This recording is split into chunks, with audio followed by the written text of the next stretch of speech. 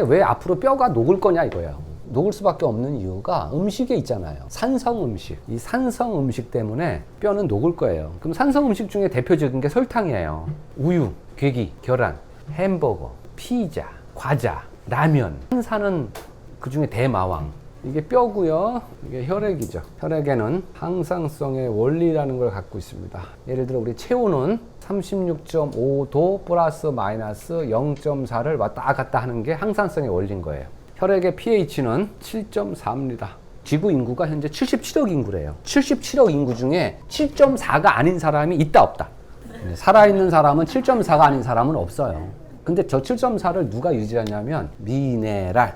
미네랄은 산성 미네랄, 알칼리 미네랄 이렇게 나눠져요. 또 미량 미네랄, 대량 미네랄 이렇게 나눠져요. 산성 미네랄은 PS, 알칼리 미네랄은 칼슘, 마그네슘, 칼슘, 마그네슘, NaK. 미량 미네랄은 철, 황, 요오드, 인, 아연, CU, 구리, 망간, 셀레늄.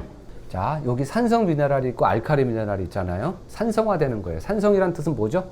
여기는 산성, 여기는 알칼리. 딱칠은 중성이라고 하죠. 근데 혈액은 7.4죠. 7.4를 유지해야 돼. 근데 이 커피가 있죠. 그러면 커피가 1리 들어가면 5.5가 가. 그럼 7.4에서 떨어질까요? 올라갈까요? 7인데 1리 떨어지겠죠. 그러면 죽는다, 산다? 죽어요. 그러면 뼈에서 알칼리 미네랄인 칼슘을 가져가요. 이걸 가져가서 늘 7.4를 맞춰 놓는 거예요. 그럼 칼슘을 많이 먹으면 여기서 산성 미네랄인 인을 가져가겠네. 뼈는 칼슘과 미네랄이 똑같이 구조가 1대1이에요. 여기도 1대1이에요. 커피는 산성이니까 혈액이 산성화 될 거야. 그럼 뼈에서 알칼리를 가져가. 그럼 여기는 비겠죠. 이게 골다공증이지. 고밀도가 떨어지겠죠. 근데 거꾸로 한번 얘기해보자고, 오늘은. 칼슘을 많이 먹었어. 그러면 혈액이 알칼리로 변할 거 아니야. 그럼 죽는다 그랬잖아요. 그러면 인을 가져가겠네? 그 생각 안 해봤어요? 이건 그냥 배출시켜요. 우유가 우리나라의 냉장고에 오른쪽을 열어보면 60%가 있어요. 10집 중에 6집이 있다는 거예요. 전 세계에서 우유를 가장 많이 먹는 나라 있을 거 아니에요? 핀란드, 스웨덴, 미국, 영국, 이스라엘이에요. 우유를 많이 먹는 나라. 골다공증, 고밀도가 가장 떨어진 나라. 1등이 똑같이 핀란드고 스웨덴이고 미국이고 영국이고 이스라엘이라는 거예요. 우연일치 치고는 너무 똑같아요. 우유를 많이 먹으면 뼈가 튼튼해질 것이다 라는 생각을 했는데 정반대로 우유를 많이 먹을수록 뼈가 빈 게 똑같더라는 거죠. 그래서 우유를 검사를 해보기 시작한 거죠. 그랬더니 우유 안에는 칼슘이 들어있다고 써 있어요. 100ml당 100mg이 들어있다고 써 있어요. 근데 이는 안 써 있어. 우유에 100당 100mg의 칼슘, 알칼리가 들어있어. 인, 산성은 얼마나 들어있을까 이거예요. 이게 50 들어있어, 예를 들어. 우유는 알칼리 음식이 되죠. 근데 얘가 500 들어있어, 예를 들어. 그러면 이게 많죠? 그럼 우유는 산성 음식이야. 그래서 리트머스를 넣어보시라는 거야.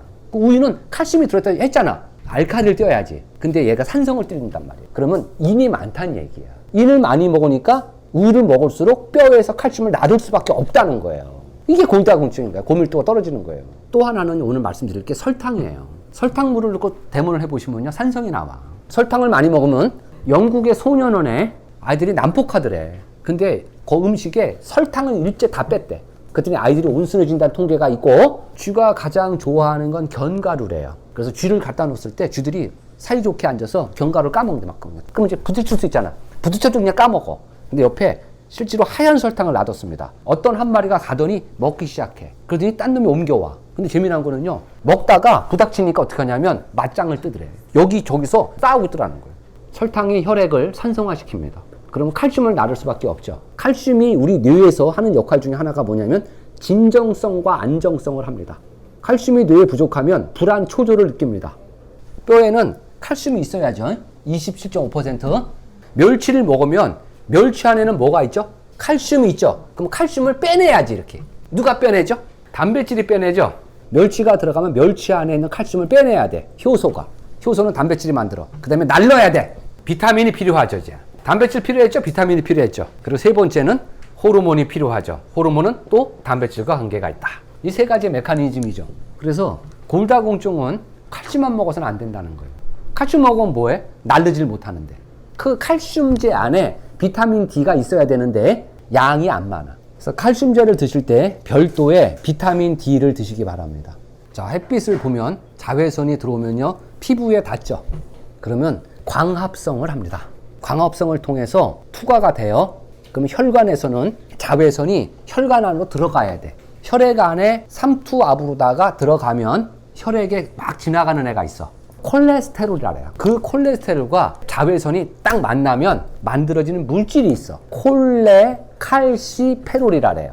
이게 비타민 D 원료예요. 콜레칼시페롤이 간으로 갔다가 신장, 콩팥으로 이동했다가 소장에 안착이 되는 겁니다. 그럼 이 메커니즘이 안 돼. 그러면 비타민 D 합성을 못 합니다.